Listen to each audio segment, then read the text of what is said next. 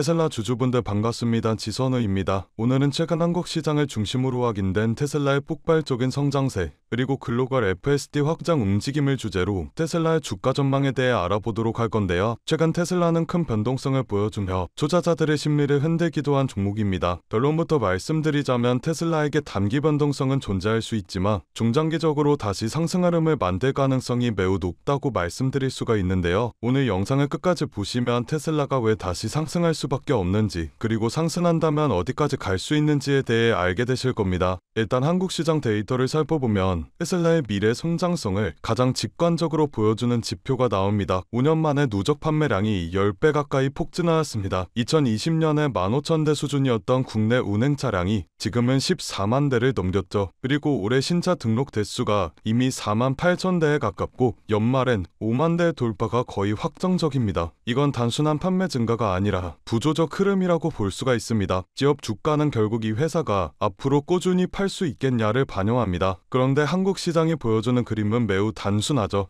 테슬라는 지금도 팔리고 앞으로도 더 많이 팔릴 것이라는 이야기입니다. 테슬라 주가를 분석할 때 가장 중요한 건 사실 자동차 판매량이 아닙니다. FSD가 언제 상용화가 되느냐, 이게 테슬라 기업 가치를 완전히 바꿔버리는 변수라고 볼 수 있죠. 그리고 중요한 신호들이 계속해서 나와주고 있습니다. FSD 감독형이 한국에서도 실제로 적용되기 시작했고 한국뿐만 아니라 유럽에서도 다음 달부터 본격 시승 행사를 진행한다고 합니다. FSD는 단순한 옵션이 아니라 테슬라에게는 소프트웨어 구독 매출입니다. 구독 매출은 자동차 판매보다 마진이 훨씬 높고 안정적이며 반복적으로 매출이 들어오며 기업 가치를 기술 기업 수준으로 끌어올리는 효과가 있죠. 시장은 이것을 매우 크게 평가합니다. 그래서 FSD 관련 뉴스가 나오면 주가가 바로 반응하는 이유도 이것 때문이죠. 최근 테슬라의 유럽 판매는 부진했습니다. 하지만 중요한 건 유럽 규제 승인이 코앞으로 다가왔고 FSD 상용화와 대규모 시승 행사가 남아있다라는 겁니다. 이런 것들이 동시에 진행이 된다면 유럽 매출은 언제든지 반등할 수가 있겠죠. 유럽의 규제어들이 낮아지는 순간 테슬라는 단순 자동차 브랜드가 아니라 유럽 최초의 자율주행 상용화 기업이 됩니다. 주가는 이런 순간들을 선반영하죠. 지금 테슬라는 한국 판매 폭발, 유럽 FSD 확장, 글로벌 주행 데이터 축적, FSD 구독 모델 기반의 고수익 구조 등 경쟁사들이 따라갈 수 없는 하나의 거대한 생태계를 만들고 있습니다. 이런 기업들은 주가가 조정을 받아도 결국 다시 올라갈 수밖에 없죠. 지금의 테슬라는 2018년, 2020년, 2022년처럼 다음 상승 사이클로 넘어가기 직전에 구조적 변화 지점에 와 있습니다. 그렇기 때문에 당분간은 변동성이 존재하더라도 결국 테슬라 주가는 상승할 것으로 보이는데요. 그렇다면 여러분들께서는 지금 같은 당에서 충분히 만족하실 만한 수익을 내고 계신가요? 요즘 시장 정말 쉽지 않은 시장입니다. 금리와 인플레이션, 지정학적 리스크 등등 주식은 계속 오르는데 나만 뒤처지는 것 같고 투자를 하고는 싶은데 도대체 어디에 투자해야 되는지 막막하신 분들이 대다수이실 겁니다. 그런데 말이죠. 이런 장일수록 돈이 도는 방향을 우리는 정확히 알고 있어야 합니다. 왜냐면 이런 불안정한 장에서도 누군가는 조용히 큰 돈을 벌고 있기 때문이죠. 그 사람들과 우리가 다른 점은 뭘까요? 자금의 흐름을 읽는 눈을 가지고 있다라는 점입니다. 코로나가 유행하는 시기엔 코로나 백신을 개발하는 회사의 주식이 폭발적으로 올라갔고 트럼프 대통령이 미국을 암호화폐 수도로 만들겠다고 공언하였을 땐 비트코인의 가격이 엄청나게 상승하였습니다. 이렇게 자본은 항상 시대의 트렌드에 맞게 변화하고 짧은 시간 내에 우리에게 큰 수익을 안겨주었죠. 그렇다면 지금 시장의 트렌드는 어떤 것이고 자본은 어디로 흘러가고 있을까요? 바로 데이터 센터입니다. 지금 세상은 단순한 기술 경쟁을 하고 있지 않습니다. 데이터 전쟁을 하고 있죠. AI가 발전하려면 결국 데이터가 필요하고 그 데이터를 저장하고 처리하고 학습시키는 공간이 바로 데이터 센터입니다. AI의 심장이라고 볼 수가 있죠.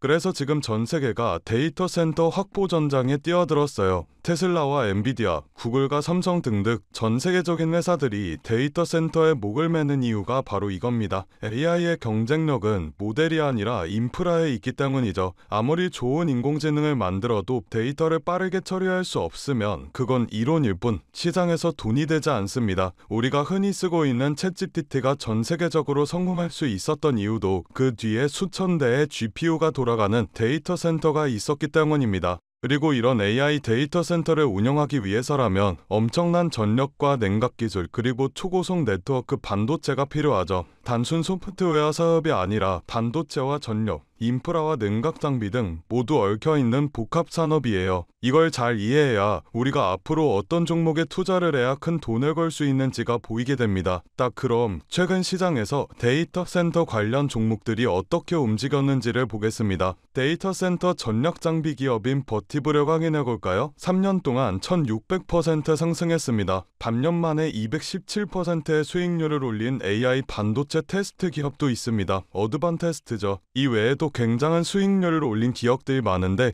이 기업들의 공통점이 있습니다. 바로 엔비디아와 테슬라와 같은 대형주들이 성장할 때 함께 커지는 기업들이라는 점인데요. 대형주들은 이미 충분히 오른 상태에서 수익률이 제한적이지만 수혜를 받는 이런 서포트 기업들은 폭발적인 수익을 기대해 볼 수가 있습니다. 테슬라를 확인해 볼까요? 테슬라는 지금 AI와 로봇 사업을 위한 자체 데이터 센터를 확대하고 있습니다. 테슬라의 로보택시와 FSD, 옵티머스와 AI 기술, 이 모든 기술은 AI 학습 데이터 센터 없이는 돌아가지 않습니다. 즉 테슬라가 AI 사업을 확장할수록 데이터 센터 인프라 기업들의 매출은 같이 폭등하게 될 것이라는 말이죠. 여러분들, 테슬라와 엔비디아가 1년에 각각 50%씩 상승했을 때 그 부품을 납품하는 기업들은 400%, 500%씩 올랐습니다. 테슬라가 AI 칩과 슈퍼컴퓨터, 로봇 사업을 넓힐수록 그걸 돕는 반도체와 냉각, 전력 인프라 기업들은 테슬라의 상승보다 훨씬 더 큰 폭으로 상승하게 될 겁니다. 이건 단순한 추측이 아니라 시장 자금이 실제로 움직인 방향입니다. 최근 기관 투자자들이 데이터 센터 인프라 ETF를 사들이는 이유도 테슬라, 엔비디아 중심의 AI 시장이 결국 인프라 전쟁으로 갈 것으로 보고 있기 때문이죠. 이런 흐름에서 우리가 해야 할 일은 단순합니다. 테슬라나 엔비디아와 같은 대형주들에 안정적으로 투자를 하되 그들이 성장할 때 직접적으로 수혜를 받는 기업들을 우리 포트폴리오에 추가해야 합니다. 이걸 리스크를 줄이면서 수익률을 극대화하는 가장 효율적인 방법이죠. 그래서 제가 저의 소중한 구독자분들을 위한 선물을 하나 준비했습니다. 좋아요와 구독 눌러주신 분들에 한해서 월가 애널리스트들이 실제 세력들의 매집이 포착된 테슬라와 엔비디아의 수혜 종목을 오픈해드리려고 합니다. 영상 하단에 더보기 버튼을 눌러주신 후 파란색 링크를 눌러 간단한 설문조사를 진행해주시면 구독자이신지 확인 후에 무료로 수혜 종목 안내해드리고 있습니다.